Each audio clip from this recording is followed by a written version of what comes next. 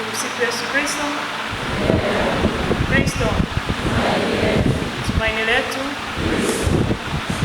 Wapendwa zangu, mahujaji wa matumaini, nimesimama mbele yenu kwa heshima kubwa kutoka kwa baba paroko, lakini pia kutoka idara yetu ya kichungaji ya Baraza la Maaskofu Tanzania, ambao kwa pamoja sasa wameona kama alivyosema baba, kuna umuhimu wa kurudi kwenye kanisa la nyumbani. Kuna umuhimu wa kulijenga upya kanisa la nyumbani, na ni maelekezo ya Mtaguso Mkuu wa Pili wa Vatikano kwamba familia ziwe na Ecclesia Domestica. Soma katika Katekisimu ya Kanisa Katoliki 1656, utaona hilo kanisa limepewa jina hilo, Ecclesia Domestica, kanisa la nyumbani. Imeelezwa vizuri pia kwenye Mtaguso wa Pili wa Vatikano. Sasa tumetembea kilomita nyingi, tumeenda, lakini kila tunavyoenda tunaanza kuonja changamoto za Ukristo, changamoto katika ndoa, changamoto katika malezi, ni kama mambo hayaendi. Kwa hiyo tumeona tumepoteza ile misingi, na nyumba ikikosa msingi, tarajia lolote laweza kutokea wakati wa mafuriko, wakati wa upepo na dhoruba ya aina yoyote. Hivyo basi, kama kanisa linatusii kwa moyo, tuanzishe, tujenge kanisa dogo pale nyumbani. Wapendwa, tumesikia katika maandiko matakatifu hawa mitume wanaonyesha nguvu yao ya Roho Mtakatifu kwa ujasiri wa kutetea imani. Tunaona hata wanachapwa, wanatandikwa viboko. Nilikuwa nasoma katika maandiko mahali fulani, wamewakamata wakawachapa, na baada ya muda tunaona wakajikumuta viboko vile, wakaendelea kusonga mbele na imani. Leo tunamuona Petro akizungumza na Bwana wetu Yesu Kristo kwamba tunachojifunza kwao ni kwamba pasipo Mungu hakuna baraka. Unaona ni jinsi gani wamehangaika, ni jinsi gani wamekuwa huku na huko katika kutafuta mkate, kama ilivyo sisi katika biashara, katika sehemu za kazi. Watu tunapambana walau kuingiza kipato katika familia, kuitunza familia. Na hawa mitume hali kadhalika walikuwa hawali mawe, hawa walikuwa na wenyewe wapambanaji. Na tunaona wakati Yesu hayupo kulikuwa na changamoto ya chakula, lakini Yesu anatokea na ghafla anawaambia watupe jarife, wanapatikana samaki, kunaandaliwa chakula pale, wanakula. Kwa hiyo tunaona pasipo Mungu hatuwezi jambo lolote. Familia pasipo Mungu ni zero. Hata kazi zetu pasipo Mungu ni sifuri. Kwa hiyo tunahitaji kulijenga hili kanisa. Kanisa dogo la nyumbani ni mahali ambapo familia itakutana kwa ajili ya sala. Ndugu zangu, tutaona katika makanisa yetu, tuna kanisa hili kubwa tunalokutana, mapadri wanakuja wanatuongozea ibada ya misa, lakini wana kanisa dogo ndani ya nyumba zao, na wenyewe wanakaa katika hali ya kulelewa katika imani kwa muda mrefu. Ingekuwa zaidi sisi kufikiri kuwa na nyumba ndogo pale nyumbani ili kuweza kuona tunakutana na Mungu wakati gani. Sasa ukisema nyumba ndogo kwa Waluguru haijakaa vizuri sana. Sababu kwa Waluguru ukisema nyumba ndogo, yaani ukienda kwa Mluguru kauliza nyumba ndogo ni choo. Lakini simaanishi hicho. Nasema kanisa, kuwe na kanisa lenye hadhi ya kikanisa kabisa. Kitakachopungua kwenye kanisa hili la nyumbani, ndugu zangu, ni Ekaristi. Paroko atakuwepo, paroko msaidizi atakuwepo, waumini watakuwepo pia pale nyumbani, kisonzo cha sadaka kitakuwepo, Biblia, maandiko matakatifu ambayo ni dira yetu iwepo pale kwenye ile kanisa. Yaani kila kitu, maji ya baraka, mshumaa kabla ya kusali, viashiria vyote vinavyohusu Ukristo wetu vionekane kwenye hilo kanisa dogo la nyumbani. Mwaka 2004 ilikuwa ni mwaka wa familia. Nami nilipata bahati miongoni mwa wachache kupitia Baraza la Maaskofu kwenda katika majimbo kadhaa kuweza kuzungumza namna ya kujenga ili kanisa. Maana sisi katika mfumo wa kikanisa tunaenda pamoja. Kanisa hili ni Katoliki na lina kitu tunaita universality, tunatembea pamoja. Kwa hiyo ikitoka tangazo au tamko kutoka Vatican, basi na wengine tunatekeleza katika sehemu zetu ndogo ndogo mahalia. Kwa hiyo ulitangazwa mwaka wa familia, na katika kutembea huko na huko niliweza kufika katika jimbo la Songea pia. Nikiwa kule, mama mmoja akasema, sasa mimi sina uwezo, najengaje? Nikamwambia tumia stuli. Huyu mama akasema hata stuli yenyewe sina. Nikamwambia una mali unaweza ukapata hata gogo. Ile gogo ukaweka kitambaa, ukaweka viashiria pale. Akanambia hiyo naweza. Lakini huyu mama alikuwa na changamoto nyingine. Aliniambia naomba unisaidie. Mtoto wangu nimepambana asiolewe. Sijui kama kuna mtu ananielewa, asiolewe, si ndio? Asiolewe. Sasa asiolewe unaelewa. Sasa amepambana. Nikamwambia ni nini kimetokea? Anasema amekuwa na msimamo, anaenda. Nikamwambia basi kesho nitafika kuja kuona na namna tunaweza kusema naye. Lengo langu haikuwa kusema na yule mtoto kwenye ile familia kabisa. Nilikuwa nataka nijue shida ya huyu mama, familia yake ina shida gani. Nikifika kwenye mazingira nitajua. Nilipofika nikakuta mama ana mapicha ya Josina huko ukutani, mapicha ya wanamuziki yako kwenye nyumba ya yule mama. Lakini mama pia alikuwa na mazingira ambayo sio rafiki. Sikuona chochote kinachoonyesha kwamba nimeingia nyumba ya Mkatoliki. Sasa nikamwambia mama, kwenye mazingira kama haya huyu binti aliyokulia hawezi kuwa na ujasiri alionao Petro tuliyemsikia, kwa sababu hajakomaa na kukua katika imani. Ndugu zangu, hawa watoto tunawalaumu bure. Tunacho kizazi cha wazazi ambao wanalalamika kila mahali. Wanasema watoto wa siku hizi. Mimi huwa nawaambia tu kwa kifupi, watoto hawa siku hizi wanatokana na wazazi wa siku hizi. Kwa hiyo ni ngoma draw. Kwa hiyo kama mzazi ambaye wazazi wako wamewekeza mambo ya imani, hautaki kuonjesha hata kidogo yale ambayo uliweza kuonjeshwa, ni shida. Mimi nakumbuka ulikuwa ukichelewa muda wa sala nyumbani. Mama yangu ilikuwa hamna kula. Lakini usipoenda kanisani hali kadhalika hakuna kula. Na ukiwa na umri mdogo, wapendwa, unapenda kula hasa ubwabwa. Sasa na mama alikuwa akishaona huyu hajaadini, basi kunatokea tu ratiba ambayo sio rasmi. Yaani ubwabwa unapikwa na hauli. Kwa hiyo tukalelewa hivyo. Sasa nikaongea na mama fulani kule Dar es Salaam, akasema mimi nimeteseka sana, sitaki mtoto wangu ateseke. Nikamwambia nyie mlioteseka, hata nyie mnaoniangalia, mmepata hasara gani? Mbona ni kama mmefaidika, mmeweza kuwa na kajumba kenu na biashara na nidhamu, lakini watoto mnaowalea mnalea mazombi.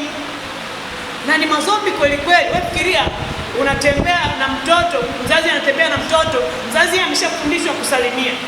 Anasalimia majirani, anasalimia watu. Sasa angalia huyu anayetembea naye, anamwambia mbona usalimii? Utasikia mtoto anasema chang. Yaani uelewi, yaani hivyo. Tuna watoto ambao hawana nidhamu. Kwa nini? Kwa sababu hatuna maisha ya kiroho katika mzizi, katika shina la kifamilia. Nilikuwa nawaambia ndugu zangu asubuhi, unanunua TV Kariakoo pale na kila kitu ni cha kwako, unakuwa na katoto ka miezi 9 kamekaa kwenye kochi lako, alafu kamekamata remote, kumwambia tunaomba tuangalie taarifa habari. Anasemaje? Nyinyi si mnajua? Chitaki. Na mzazi yupo tu. Kwa wapendwa, tunahitaji kulea ili kanisa la nyumbani, ili tumpate mama bora, ili tumpate baba bora. Wapendwa, ukisoma katika kanisa, katika simu ya kanisa Katoliki namba 1666, anasema mtoto atapata tamko la kwanza la imani nyumbani, sio kanisani. Na sisemi kwamba makatekista hawafanyi, wanafanya kwa uwezo wao, lakini angeanzia nyumbani.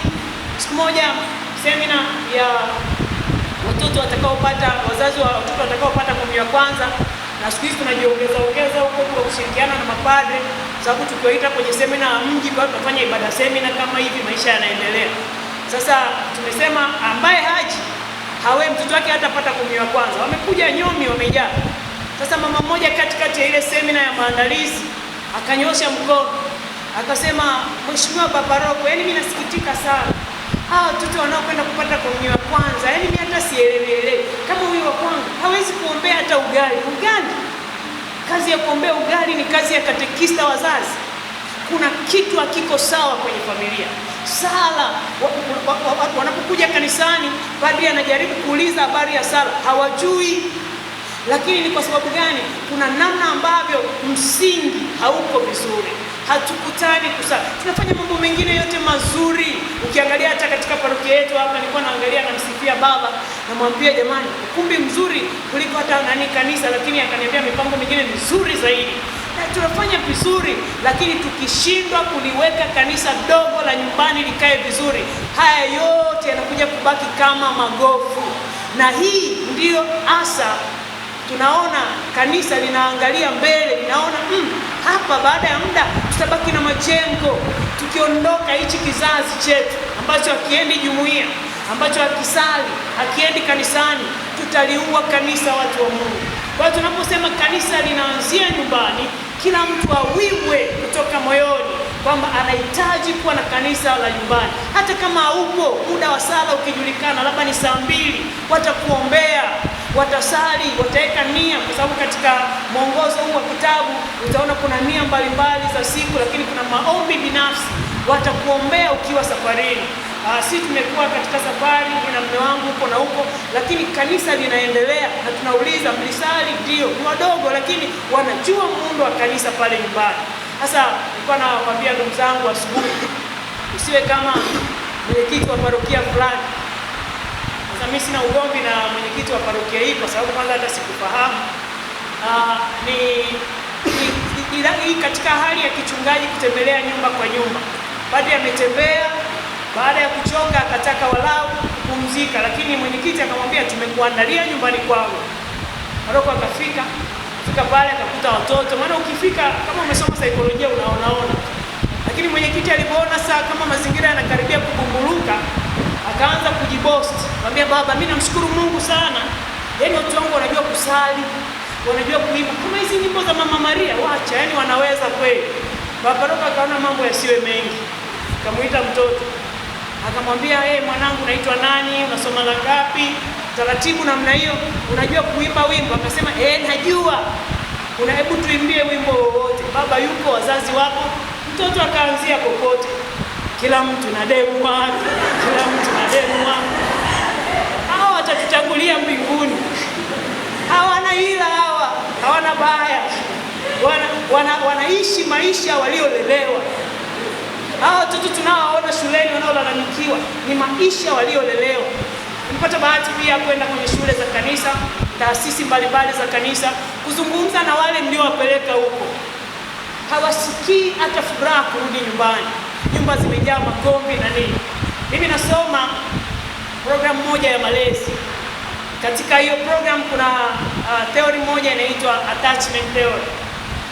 Malezi ya uhusiano wa karibu, ambao alianzisha John Bowlby katika karne ya 14 wakati wa katika vita vya pili vya dunia.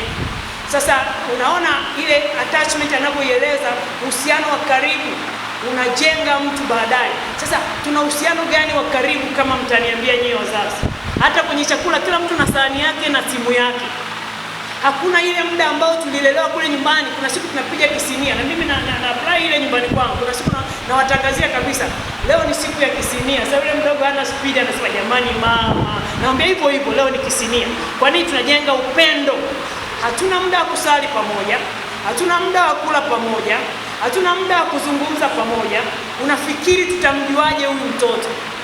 Mtaguso wa Pili wa Vatikano unasema katika hati ile ya utume wa lei namba 962, wazazi wafanye mazungumzo rafiki na vijana wao, wawarisishe imani ili wakawarisishe wengine.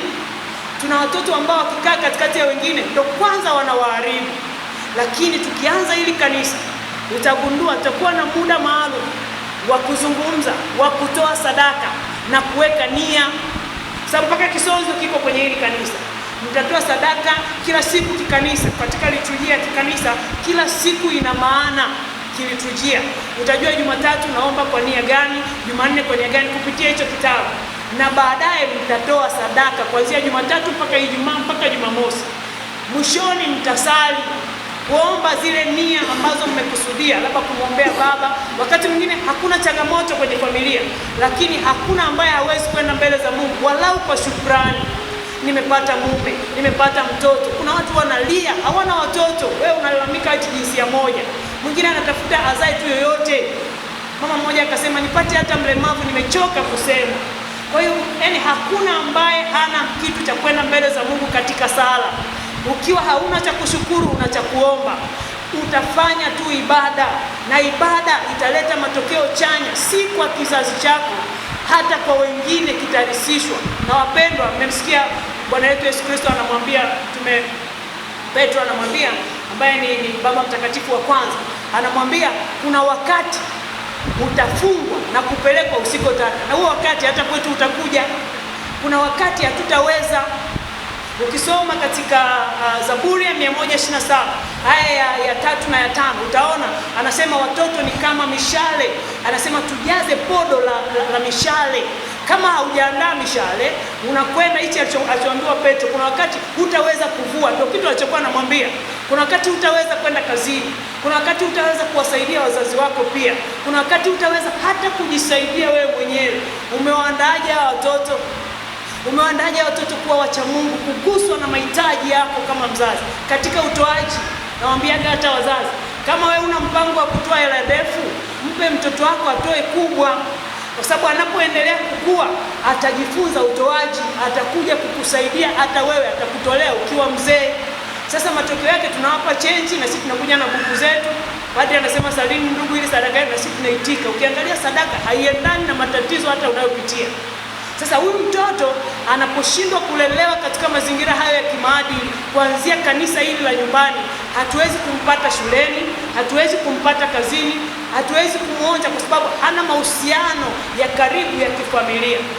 Wapendwa, tunapozungumza habari hizi, kwa sababu tuna nguvu kama Petro tayari, tunachukulia poa. Lakini wapendwa, siku hazigandi. Mwambie jirani yako, siku hazigandi. Ulichopanda ndicho utakachovuna. Mbona tuna watoto hata kumwambia nenda jumuiya hataki. Mimi kuna parokia moja ilifanya utaratibu wa miezi 6 nitembelee jumuiya ndogo ndogo. Nafika namuuliza mzazi, watoto wako wako wapi? Anasema wamelala. Kwa nini? Hawataki kusali. Hawataki kusali, wanalala kwako. Sio sawa sawa. Kuna kitu hujafika. Jana nilikuwa nawaambia watu wale wajasiriamali na wafanyakazi, tumeishi below standard ambayo Mungu ametuumba. Umeishi chini ya kiwango. Na kama umeishi chini ya kiwango, hauwezi kutawala kwa kadiri ya Mwanzo 1:26. Mimi ni Mkristo Mkatoliki. Hawezi kuimba ule wimbo kwa njia ya dhati kabisa, najivunia kuwa Mkatoliki. Hatuna vijana wanaojivunia, lakini sisi tunajivunia. Baadaye tutaondoka. Ni kweli tutajenga majengo. Nini kitabaki? Ndoa haziendi sasa hivi kama unavyoona. Nenda kachunguze. Wewe kama unaona mke wako umuelewelewe, kagugo tu familia yake, ili uweze kujua namna ya kumsaidia. Google mume wako, familia yake ikoje. Ukigugo, sio lazima kwa kutumia hii Google ya kawaida. Google tu kwa akili, chunguza. Na sasa hivi tunaona bila kuchunguza. Katika kuchunguza utagundua kila shida tunayoiona, huyu daktari tunayemuona, huyu nesi, huyu nani yoyote, sijui na anayefanya idara gani, ametoka kwenye familia ambayo haikufanya uwekezaji. Na wasii katika Kristo, tunapozindua kanisa hili hapa sasa, kila mtu akaweke uwekezaji, si tu kwa ajili yako, lakini kwa kizazi chako. Naitwa Agnes Olomi, natokea parokia ya Mtakatifu Gaudens